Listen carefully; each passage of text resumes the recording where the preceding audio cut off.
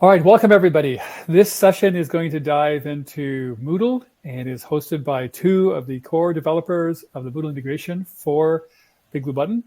It's my pleasure to introduce Shmiso and Jesus. I'll read a little bit brief about their bio and hand it over to them. Shmiso is a software developer at Blindside Networks and has been part of the team since February 2022. She has worked on BigBlueButton's integration with Moodle Learning Management System and continues to maintain the BigBlueButton plugin, which is now part of the Moodle core. Shmiso is passionate about developing software solutions that make a positive impact on the community. And Jesus Verdugo is an IT professional with 20 plus years of experience in IT project management, software development, and infrastructure administration. He holds a bachelor's degree in computer science and a master's degree in e-commerce.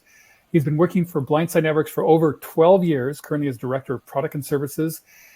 And he's also part of the core contributors to the BigBlueButton project, leading the development of integrations with third-party applications such as Sakai, Canvas, OpenEdX, and not least of which, Moodle.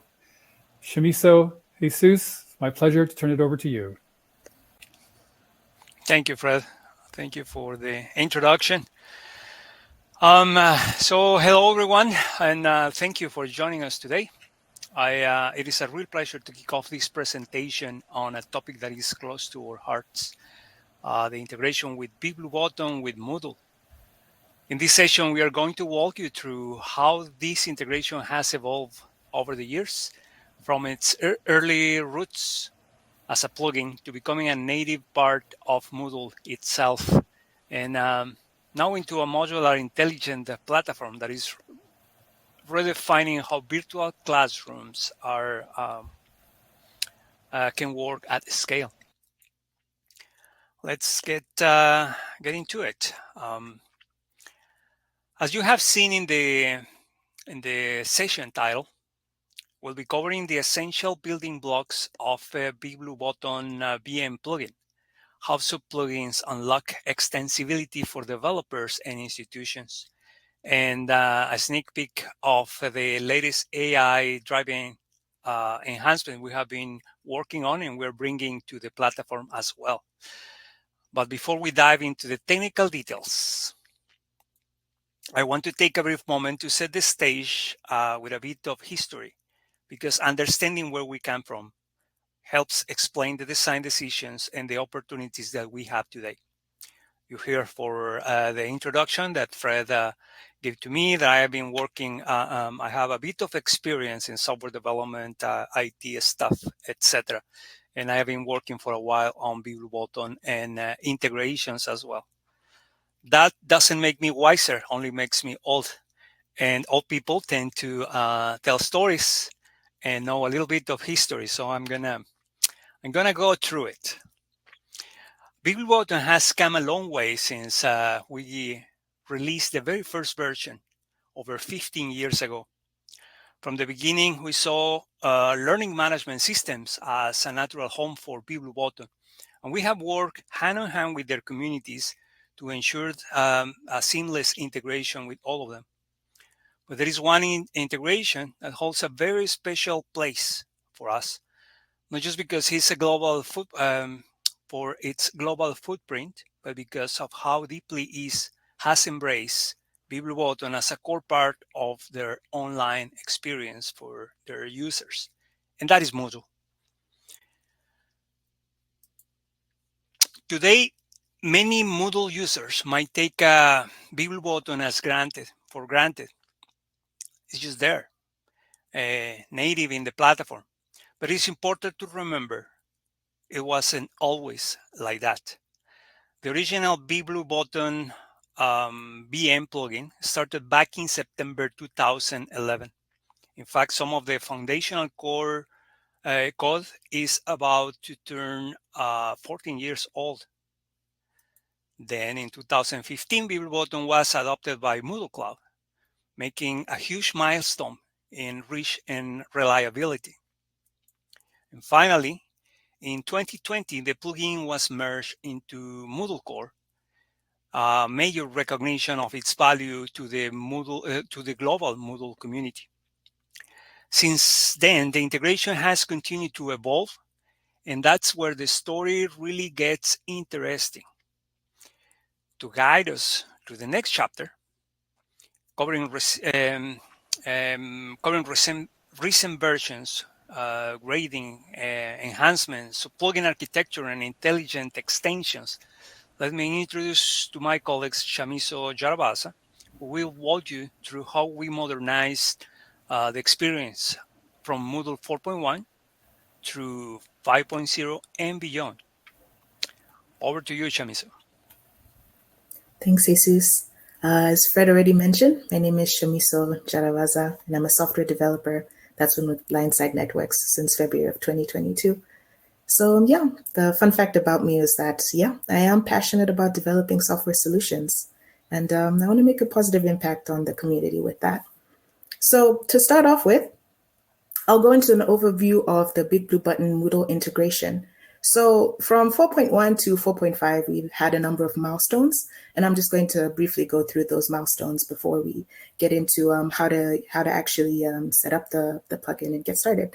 So the first one for Moodle 4.1 was that we allowed guest access to the BigBlueButton meetings. So what that means is that guests can now access meetings, and if they don't have a Moodle user account, they can actually join the meeting without that now. So how that works is that a teacher will send an email to the guest with a link to join the meeting. So once they use that link, it'll take them to this page here where they can enter in their username and the password that came with the email. So once they have that password, put the username in, they can join the session. Moodle 4.2, we also included the support for SHA-256. So what that means is that we've now improved the security of the communication between BigBlueButton and Moodle. And we also have support for SHA-512, which is FIPS 140-2 compliant. Moodle 4.3, we also have included support for BigBlueButton plugins, subplugins. So this was a big one.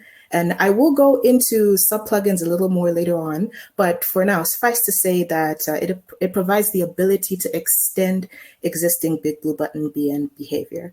And we've implemented hooks in the core BigBlueButton BN plugin, and we now have support for multiple subplugins. So this is a screenshot of these subplugins, and I'll get into that a little bit later on. Moodle 4.4, we introduced registration for BigBlueButton server credentials. So from Moodle 4.0 onwards, in order to use the BigBlueButton Moodle plugin, you do have to enable it first. And prior to 4.4, you would have had to sign a DPA, which I'll get into later on. But suffice to say, for Moodle 4.0 onwards, we've included a link here to Blindside Network's registration portal. Now, the reason why we've done that is that we provide access to a free tier service through registration. So if you register with Blindside Networks, you can receive your own server credentials, and then you can use those credentials to then enter into the BigBlueButton Moodle plugin. So I've actually included a link here to the registration portal in case you want to set that up. Moodle 4.5, we included extensions to the analytics callback function through subplugin hooks. So this was building on top of the work that we did for 4.3. So to explain this, previously we were using analytics data that we received from BigBlueButton only for completion tracking within Moodle. So with this new extension, we've implemented it so that subplugins can access and process this analytics data beyond just completion. And a use case for this is detailed reports using these subplugin hooks and that analytics data. And I'll get to that in a little bit. For now, though, we're going to get into how to get started with the BigBlueButton plugin within Moodle. As I mentioned before, as of 4.0, the plugin comes disabled by default, and you have to enable the plugin first. So as I mentioned, you would have to agree to a data processing agreement prior to Moodle 4.4. You don't have to do this after 4.4, because if you register with Blindside Networks using that registration portal, that's covered within our terms and services agreement.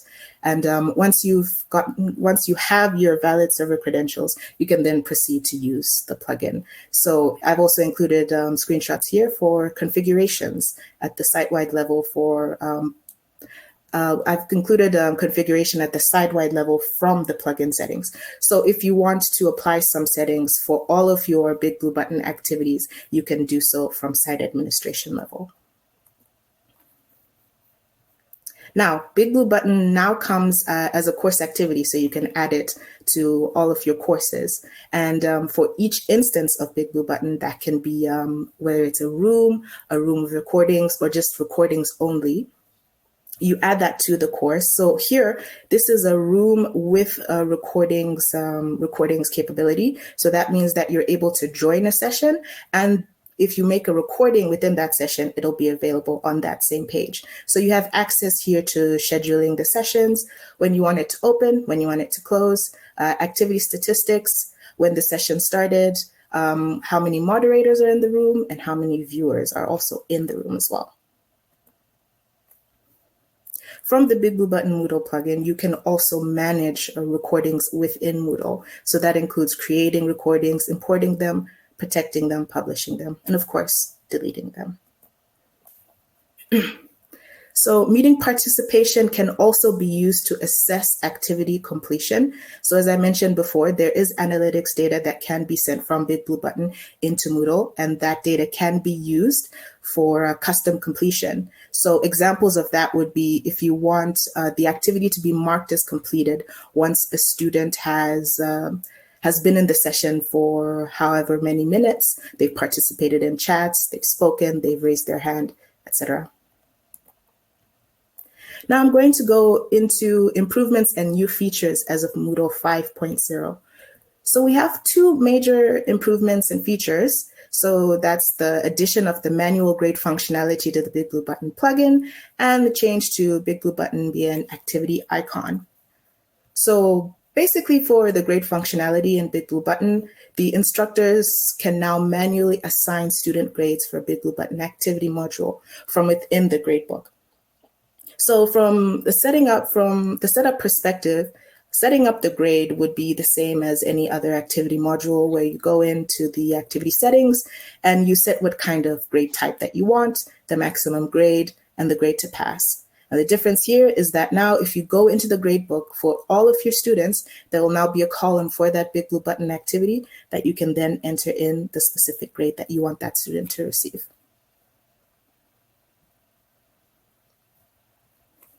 Change to the BigBlueButton be an activity icon. So the icon was previously bitmap, but has now been replaced by vector, and that of course improves the compatibility with Moodle themes. So here's a screenshot of the BigBlueButton activity icon with some custom styling, just as an example. Moving on, we're going to go into extending the functionality with subplugins. So I've been speaking about subplugins most of this time. So now we're going to go into what those actually are. So what are subplugins? So they help to extend the BigBlueButton Moodle plugin without modifying the core plugin code. So examples of extensions actually exist within Moodle already. The concept of using subplugins is not new actually. So Quiz has them, the Quiz activity module has them, for example, and the Assign module as well. Now, the benefit to subplugins is that they reduce the effort to enhance BigBlueButton's integration, and these enhancements are not tied to a Moodle or even the BigBlueButton Moodle plugin release cycle. And an added benefit of that is that it allows companies and developers to make improvements to the current functionality. So basic how-to for using the subplugins is that you would download the subplugin zip file.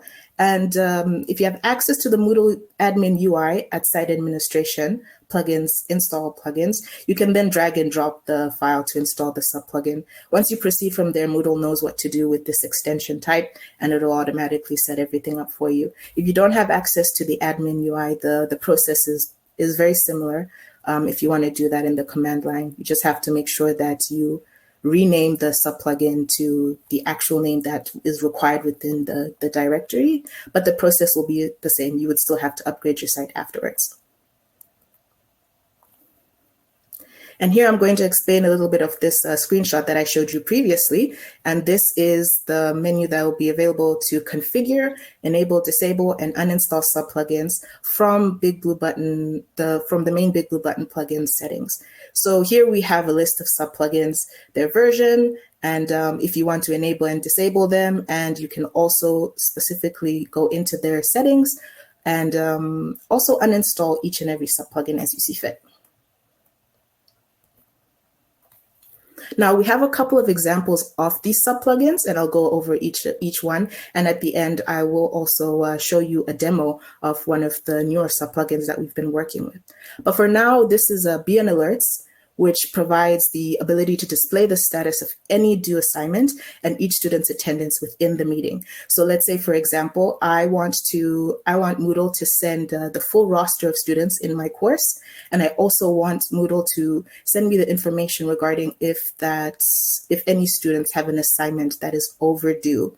So let's say, show me a specific type of alert, if it's 1 day late, if it's 2 days late, or if it's a week overdue. So within BigBlueButton, then you can see here an attendance list based off of that roster that we sent of who is actually within the meeting and who has attended and may not be present anymore. Excuse me.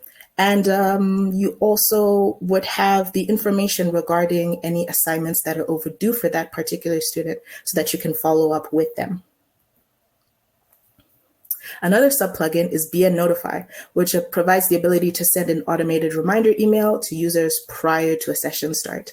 So if a session has been scheduled to start, you can then configure to send email reminders however many hours or days or weeks ahead of the session starting.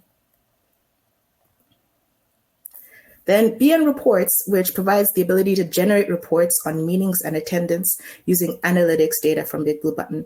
So as I had mentioned before, we had implemented those hooks so that subplugins can get that analytics data and use it for detailed reporting. So this is available as a custom report, for example, and there are multiple report sources that you can use. There's attendees, there's engagement, there's meetings and rooms. And I'll give you an example here of an attendance report. And here you can configure what fields you want to include in your report. Then finally, you get that preview of the report, and then you download it as necessary or send it to whomever needs this information. Now, finally, we do have a demo for you as well. So this is going to be a demo of recording transcripts from BigBlueButton, and we use that to actually create questions within Moodle and add them to the question bank.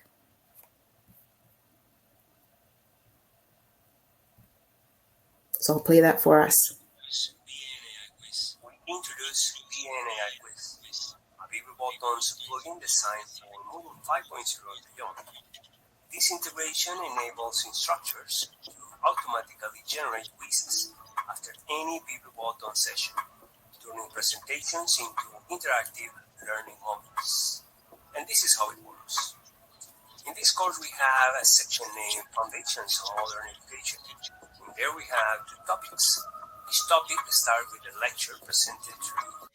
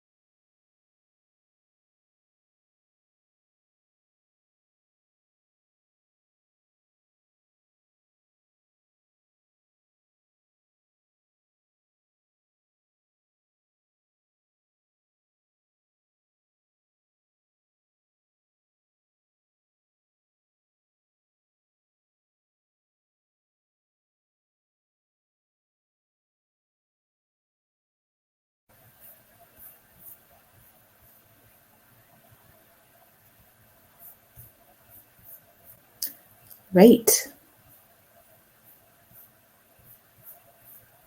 And that is it. How do we... How do we go back to the presentation? Yeah.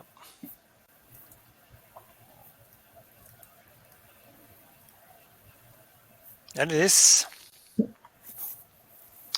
Thank you. So I'll take presenter, yeah? Right. So thank you very much for listening to our presentation. And we're short on time here, but if anyone has any questions. Thanks, Jesus. Shimiso, that was actually pretty cool at the end. Jesus, a lot of talk has been around AI and Moodle.